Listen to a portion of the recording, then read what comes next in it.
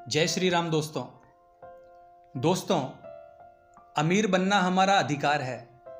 हम सब इस धरती पर एक भरपूर जिंदगी जीने, खुश रहने और आज़ाद रहने के लिए आए हैं। एक खुशहाल जिंदगी जीने के लायक पैसा हम सबके पास होना चाहिए।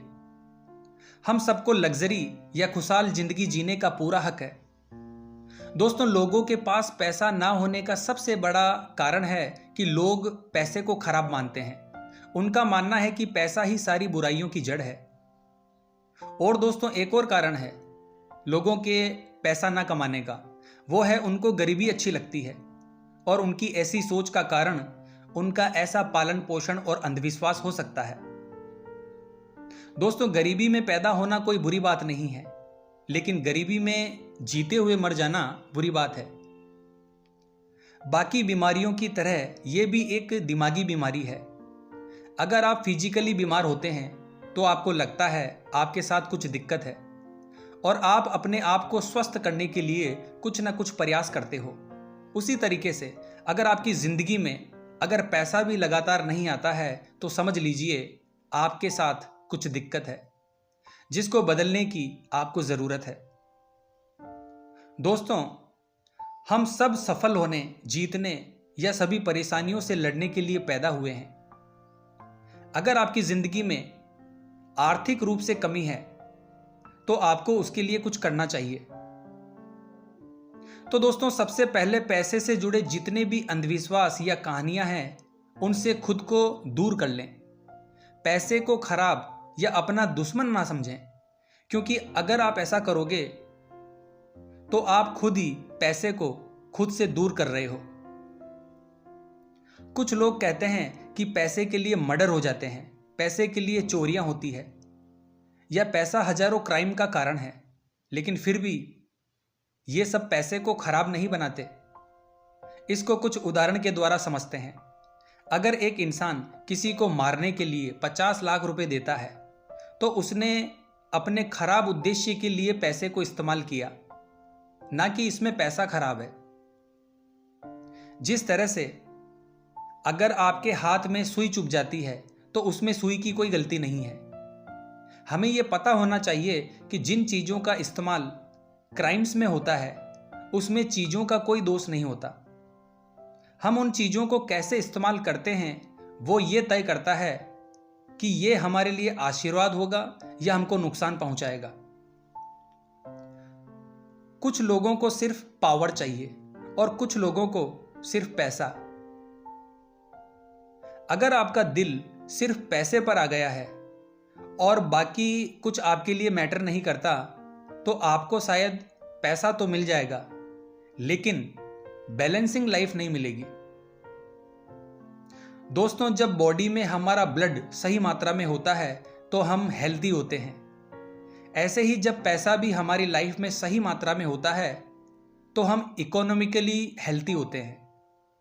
वैज्ञानिक लोग पैसा या दौलत को समुद्र की लहरों से तुलना करते हैं, जिसका मतलब है वो जाती है लेकिन लौट के जरूर आती है। लहरें कभी नहीं रुकती, ऐसे ही धन भी कभी नहीं रुकता।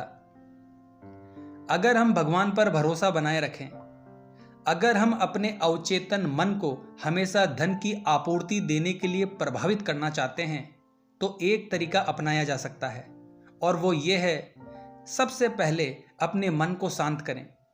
ऐसी स्थिति में जाएं जहां आप आधी नींद में हो या सोने वाले हो, और फिर शांति से खुद से पूछें, हमारे विचार कहां से आते हैं, धन कहां से आता है, हमें दिमाग कहां से मिलता है।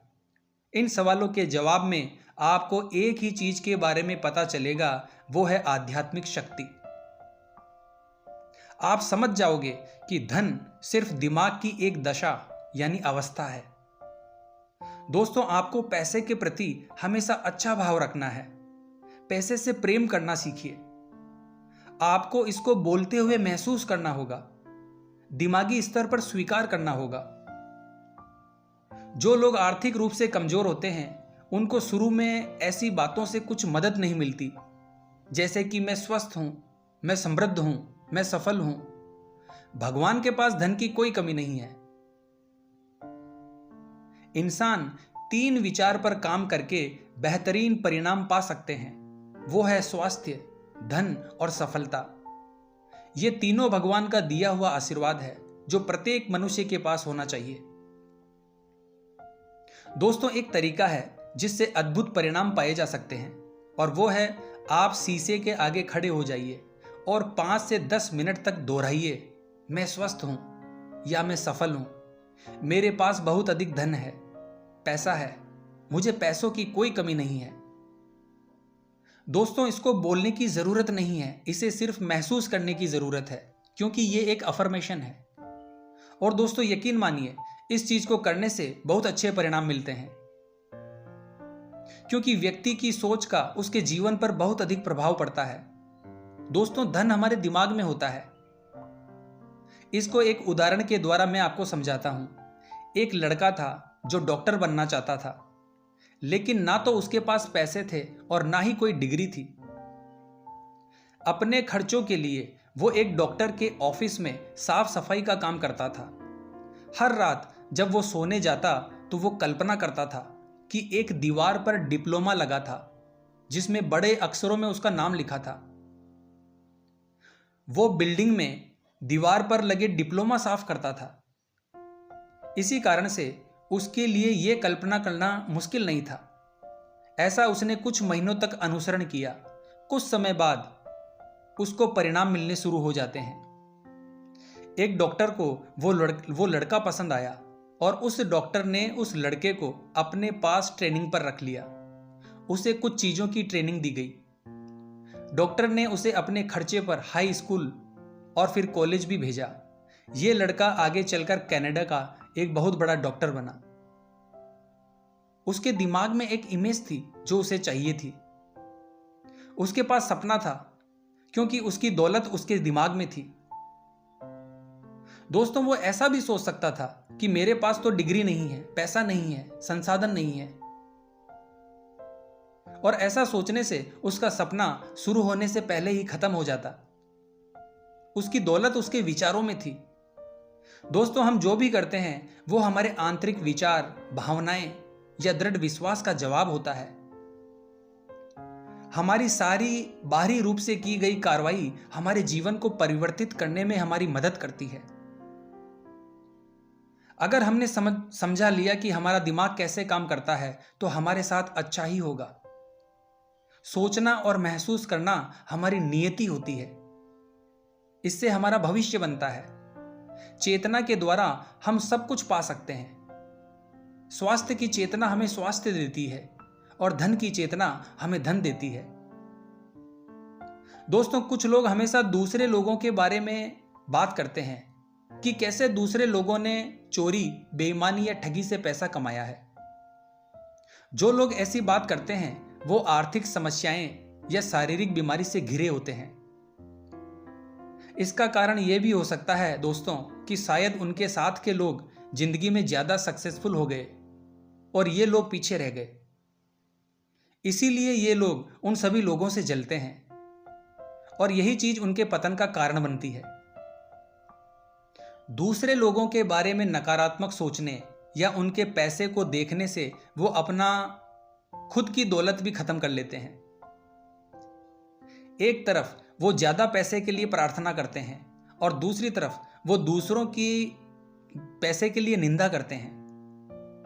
दोस्तों, हमको हमेशा दूसरों की सफलता में खुश होना चाहिए। जब आप ऐसा करते हो तो आप खुद को ही आशीर्वाद दे रहे होते हो। दोस्तों, जब आप किसी एक ऐसे इंसान के बारे में सोच रहे होंगे जिसने दूसरे को धोखा देकर या बेईमानी से दूसरों का आर्थिक रूप से फायदा उठाया हो, इसका जवाब सिंपल है। जब हम किसी के साथ धोखा करते हैं, चीटिंग करते हैं, फ्रॉड करते हैं, तो असल में हम अपने साथ ही वही चीज कर रहे होते हैं।